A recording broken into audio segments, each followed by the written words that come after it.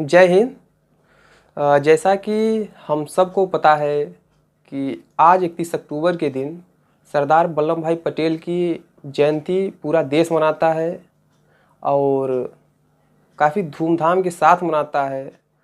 तो ऐसे महान पुरुषों की जयंती क्यों मनाई जाती है और क्या उद्देश्य होता है इसके पीछे, इसको मनाने का क्या उद्देश्य होता है, तो इसको आज हम लोग जानेंगे। उससे पहले थोड़ा सा उनके बैकग्राउंड, फैमिली बैकग्राउंड के बारे में, पढ़ाई लिखाई के बारे में जान लेते हैं। तो सरदार वल्लभ भाई पटेल का जन्म 31 अक्टूबर सन 1875 ईस्वी में गुजरात में हुआ था। गुजरात के एक क्या होते हैं नाडिया यार्ड ज़िला है, उसी में हुआ था। और इनके पिता का नाम झवेर भाई और माता का नाम लाडबा देवी था, लाडबा। और इसके अलावा जो है ये 3 भाई, मतलब 4 भाई थे पूरे मिलाकर सरदार वल्लभ भाई पटेल को भी।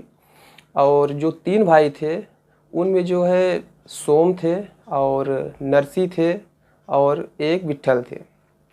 और इनकी जो है माता का नाम लाडवा देवी था और इनके 2 बच्चे भी हुए थे।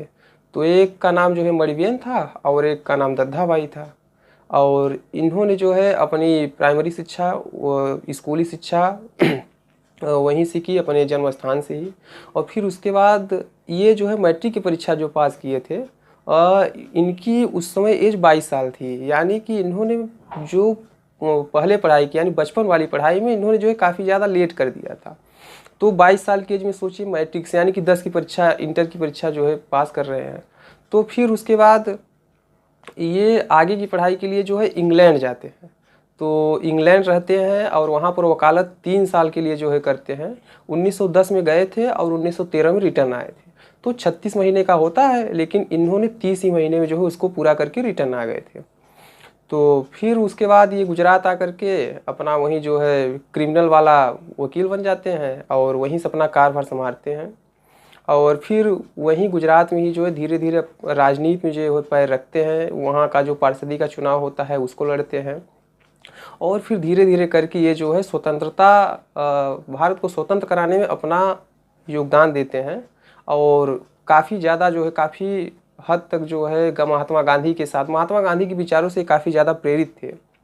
और कहा भी जाता है कि जब महात्मा गांधी की मृत्यु हुई थी तो उनकी मृत्यु के शोक में इनकी मृत्यु हो गई थी जल्द ही। तो ये महात्मा गांधी के विचारों से काफ़ी ज़्यादा प्रेरित थे और शिक्षा भी अच्छी ग्रहण की थी, इनको नॉलेज भी था और सत्यनिष्ठा, ईमानदार और देशभक्ति में जो है भरी हुई थी। तो ऐसे जो है सरदार वल्लभ भाई पटेल, ऐसे महान पुरुष जो है किसी भी देश को बहुत ही मुश्किल से मिलते हैं। और ऐसा सौभाग्य है हम लोगों का कि हम लोग जो है ऐसे महान पुरुष जिस धरती पर जन्म लिए हैं उस पर जो है पैदा हुए हैं। और ऐसे महान पुरुषों के जो है जीवन को पढ़ना चाहिए। इसको जो है किसी जाति धर्म, किसी भी महान पुरुष को किसी जाति धर्म से जो है जोड़कर नहीं देखना चाहिए। तो फिर आगे क्या है कि इन्होंने जो है 1918 ईस्वी में वारदोली जो है सत्याग्रह आंदोलन हुआ था। और वारदोली सत्याग्रह आंदोलन हुआ क्यों था? तो ये क्या था कि गुजरात के जो शासक थे वो किसानों का कर्ज जो है, जो टैक्स था उसको माफ़ नहीं कर रहे थे। चूँकि जो है किसानी उस समय अच्छी हुई नहीं थी, फसल अच्छी हुई नहीं थी। तो इन्होंने टैक्स न देने के लिए जो है धरना किया था और इसमें सफल भी रहे थे। तो इस वजह से वारदोली की महिलाओं ने जो है इनको सरदार की उपाधि दी। तो सरदार का मतलब लीडर, तो इनको जो है लीडर की उपाधि, सरदार की उपाधि वारदोली की महिलाओं ने दी। और उसके बाद इन्होंने जो है कई आंदोलन किए। फिर उसके बाद 1945, 46, 37 में भी यही हुआ हाल। और 45-46 में कि जो है गांधी जी के कहने पर नेहरू को जो है अध्यक्ष बना दिया गया और इन्होंने जो है अध्यक्ष पद नहीं स्वीकार किया। तो इसी तरीके से जो है चलता रहता है। और इन्होंने ये जो अखंड भारत आज हम लोग देख रहे हैं, ये सरदार वल्लभ भाई पटेल की देन है। और इतना सामर्थ्य किसी भी नेताओं में नहीं था कि पूरे भारत को एक कर देते। इन्होंने 500 से अधिक रियासतों को, 564-65 रियासतों को जो है एक किया था। और उसके बाद 562 रियासतें मान गई थी, लेकिन 4 रियासतें, भोपाल, हैदराबाद, कश्मीर और जूनागढ़ की रियासतें जो है नहीं मानी थी। वो लोग अपना जो है बोल रही थी कि हम लोग अपना अलग ही शासन कराएंगे, ये लोग मिलने को तैयार नहीं थी।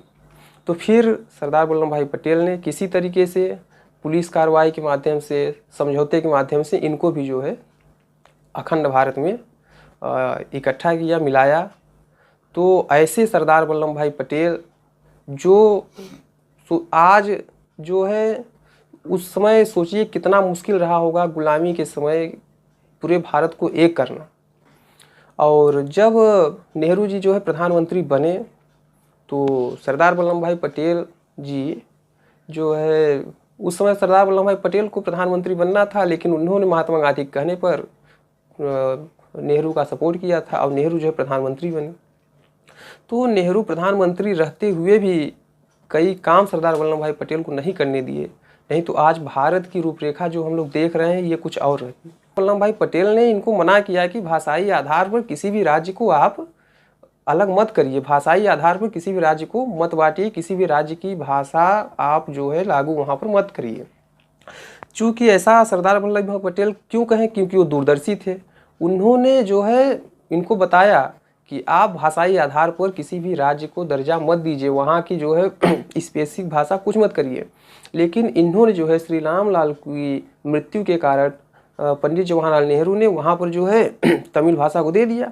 आज होता क्या है कि तमिलनाडु, दक्षिण भारत के कई राज्य और उत्तर पूर्वोत्तर भारत के कई राज्य कहते हैं कि हम अपना अलग देश बनाएंगे। जैसे देखिए अभी कुछ दिन पहले तमिलनाडु के जो सीएम थे वो बोल रहे थे प्रधानमंत्री से कि आप हमारी बातों को मानिए, नहीं तो हम अलग देश का निर्माण करेंगे। ऐसा क्यों हुआ? भाषाई आधार पर बांटने के कारण हुआ। तो उस समय सोचिए सरदार वल्लभ भाई पटेल इतनी दूरदर्शिता रखते थे कि उस समय बता दिए थे कि जो है भाषाई आधार पर राज्यों को मत विभाजित करिए। लेकिन पंडित जवाहरलाल नेहरू को समझ में नहीं आया और इन्होंने कर दिया, और उसका भुगतान आज हम लोग क्या कर रहे हैं, भोग रहे हैं। कई चीज़ें हैं जो है गलतियाँ हुई थी, और नेहरू भी जो है महान पुरुष ही थे, गलती हो गई थी, लेकिन वो जो है समझ नहीं पाए थे। इतना दूरदर्शिता सोच जितना सरदार वल्लभ भाई पटेल के पास थी उतना जो है नेहरू के पास नहीं थी। अगर शायद नेहरू के पास होती तो आज अपना भारत कुछ और होता। नेहरू के पास बस एक चीज़ का नेहरू को प्रॉफिट मिला कि नेहरू के पास जो है पैसा था। नेहरू जो है जिस स्कूल में कॉलेज में पढ़ते थे, जितने गेट थे हर एक गेट के पास कार खड़ी रहती थी, और वो निकलते ही जो है कार पे जाते थे सीधे, और उनकी फैमिली बैकग्राउंड काफ़ी अच्छी थी। तो इसका फ़ायदा जो है नेहरू को मिला।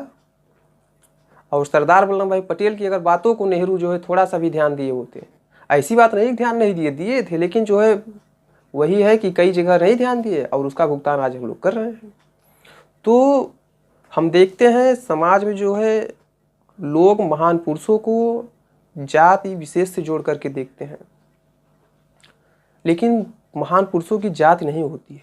इसको जात विशेष से जोड़कर नहीं देखा जाता है। कोई भी महान पुरुष हो, उसके विचारों को अपनाइए, उसकी दूरदृष्टिता सोच को अपनाइए।